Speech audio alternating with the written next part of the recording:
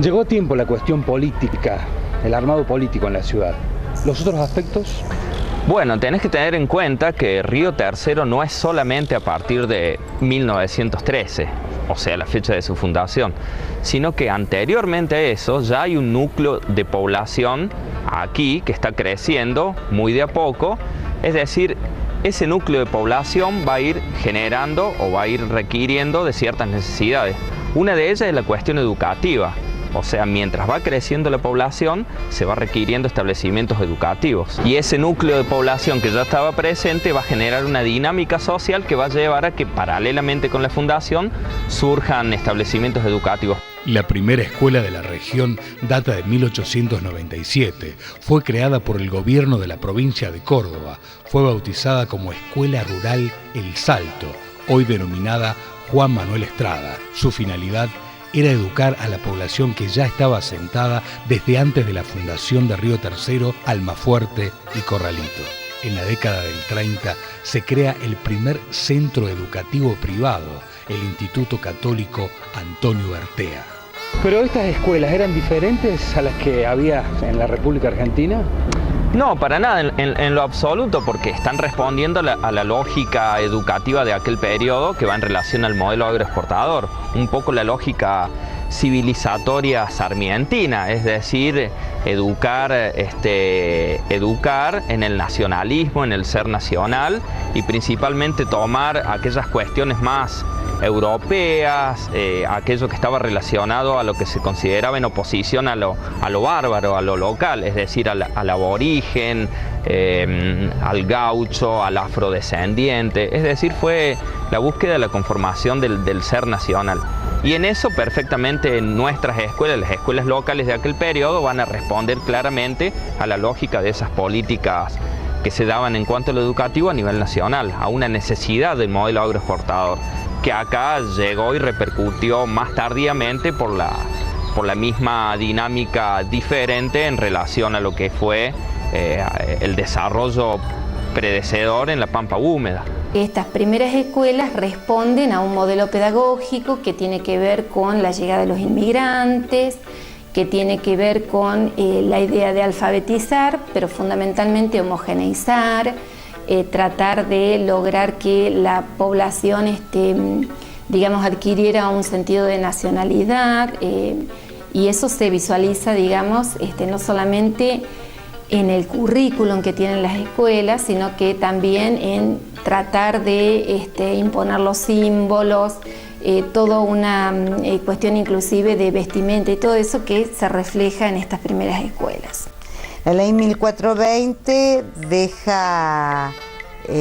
establece que la educación es libre, gratuita, y que en las provincias se va a hacer cargo cada una de ellas, pero se deja un ámbito para aquellas, o un espacio para aquellas provincias que no tienen el dinero suficiente para sostener las escuelas. En realidad el país en ese momento tiene como fuerte la Pampa, pero las escuelas en el norte y en el sur y aún en Córdoba, ¿no? Bueno, concretamente la primera escuela que tiene la ciudad va a ser la Escuela Modesto Acuña, que precisamente la preocupación de los primeros pobladores era tratar de tener una escuela. Y tiene la particularidad de que, como casi todas las escuelas de la ciudad, fueron itinerantes en un principio, no tuvieron ningún establecimiento propio, sino que funcionaron en distintos espacios que fueron cedidos en préstamos.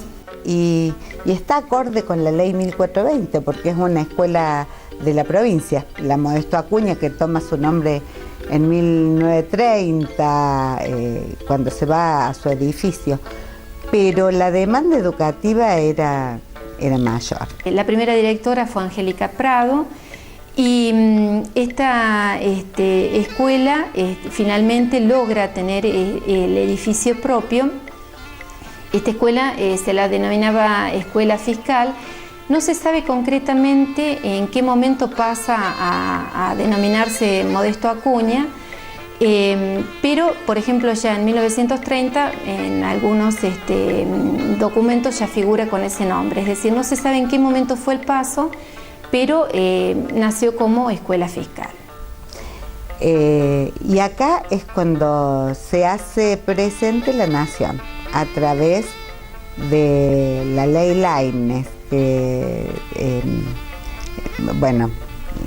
quien de alguna manera la redacta es Manuel Laínez, y que establece la posibilidad de que el entonces Ministerio de Justicia y Educación se haga cargo de las provincias. Después, en el gobierno de Perón, este ministerio se va a separar: Justicia por un lado, Educación por el otro. Pero así nace la primera escuela nacional, y siempre en edificios de vecinos, porque no tenían edificios propios. La 196. Se la reconocía por ser la escuela del Tala, porque precisamente esta primera edificio que le habían cedido en realidad funcionaba como, había en el patio 2 talas, y en ese patio, digamos, era como el símbolo de la escuela. Después la demanda educativa era tan importante que la directora de la escuela 196 pide más escuelas, y en lugar de hacerse presente nuevamente la provincia, como establecía la ley 1420, se recurre nuevamente a la ley Laínez y aparece la 379. Y así, como ustedes verán, todas las escuelas que tenían números hasta la década del 70 en que se provincializan son nacionales. Y la otra escuela que se crea en este mismo periodo es el Instituto Jesús María y José, que bueno, que esto tiene que ver un poco así con el espíritu religioso y esto que venía con los fundadores, que trataron, digamos, la formación religiosa de la época, hacía de que también procuraran instalar aquí. Y las primeras que llegaron, 9 monjas, llegaron a Río Tercero para tratar de organizar, de la congregación, para tratar de organizar este instituto. ¿Se va a desarrollar únicamente en lo educativo, en lo cultural, o va a abrir su abanico? Bueno, Río Tercero no solamente que se va a desarrollar en el plano educativo, cultural, sino que también en lo recreativo, por ejemplo, o en lo deportivo. Va a ser muy fuerte la década del 20 y el 30 el desarrollo de algunos deportes muy populares en la actualidad, como el fútbol, el básquet principalmente, y algunos de élite como el tenis. Cuando se terminó de hacer el Puente Negro, ya la cancha de tenis se trasladó a la ciudad. Se vino acá a la calle Intendente Mañasco, ahí hubo, y en el cuadro de la estación, después también se pasó, en el cuadro de la estación hubo una cancha de tenis, y ahí se empezaron los primeros pobladores, también aparte de los ingleses, empezaron a jugar los primeros pobladores de Río Tercero. Y el Club Atlético tenía su cancha oficial, digamos, en donde, en el terreno que estaba destinado a ser plaza, que es aquí en la Plaza San Martín, lo que es hoy la Plaza San Martín. Así que ahí es donde se empezaron a desarrollar estos dos clubes. Ya para 1920 se funda, en el 27 se funda el Club 9 de Julio, aparece el otro club. ¿Cómo surge el Club 9 de Julio? O sea, Río Tercero empezó a crecer, estaba dividido por las vías, la ciudad, porque el barrio norte era un barrio muy importante del pueblo en ese entonces. Y obviamente que había mucha gente que quería jugar al fútbol y no todos podían jugar en el primer equipo de Atlético. Y los vecinos de ese barrio también querían tener su club. Al parecer una discusión política, porque había un senador departamental que estaba haciendo campaña para ser senador, era un dirigente del Club Atlético, y había 5 hermanos, que son los hermanos Moriondo, que jugaban en el primer equipo de Atlético, eran fervientes radicales, y este señor era demócrata. Y al parecer una discusión hace que se tome esa decisión de decir, bueno, vamos a hacer nuestro club allá en el barrio norte. Y la primera cancha de fútbol del Club 9 de Julio estuvo ubicada donde hoy es la Escuela Manuel Belgrano.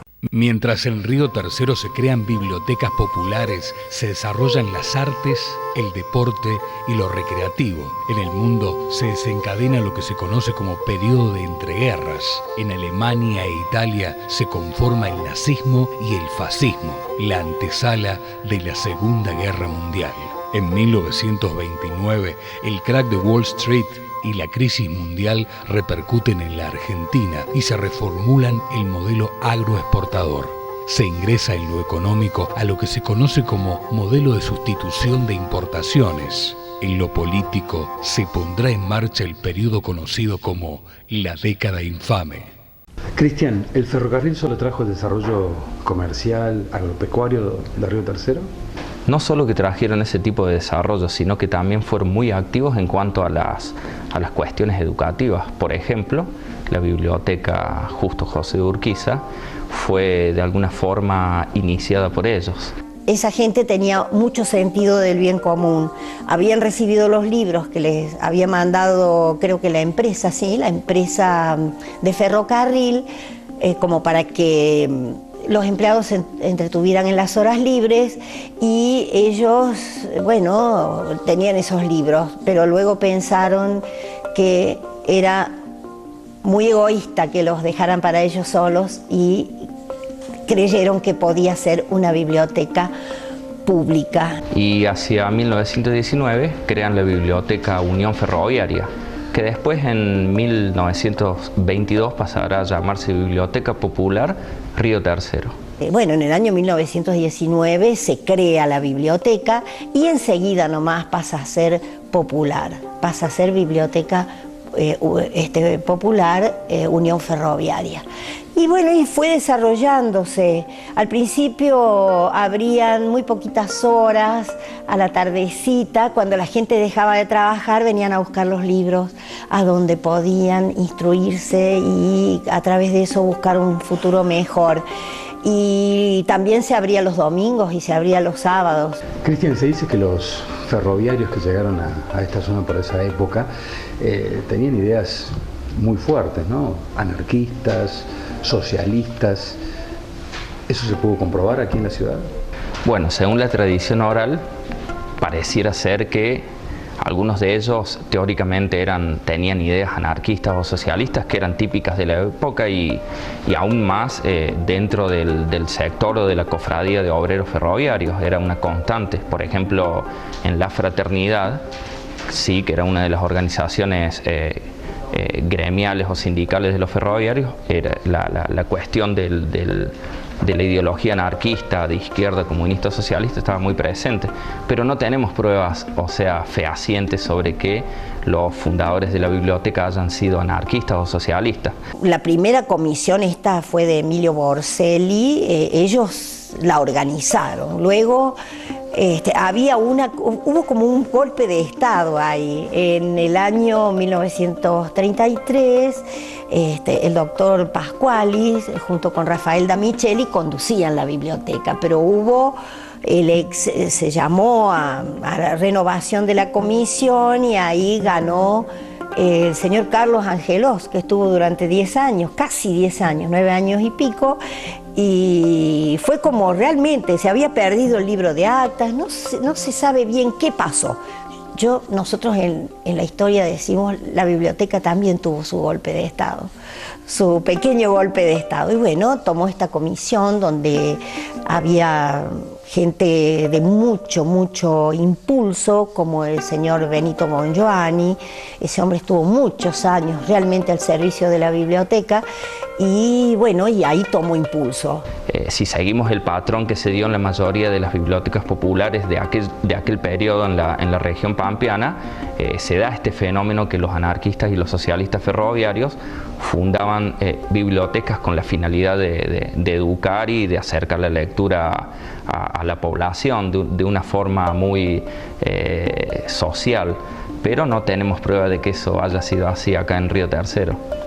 Río Tercero se desarrolló en torno a su biblioteca. ¿Cómo será que en el año 1919, mira vos, acá no había iglesia, ni tampoco había municipio. Por tanto, el cura Benard, el que llevaba el evangelio a caballo, le escribió a don Emilio Borselli, primer presidente de la primera comisión directiva, pidiéndole las instalaciones para hacer las misas del 15 de agosto, el Día de la Virgen. Se hicieron en la biblioteca, que después se llamó Justo José de Urquiza, era la Biblioteca Unión Ferroviaria.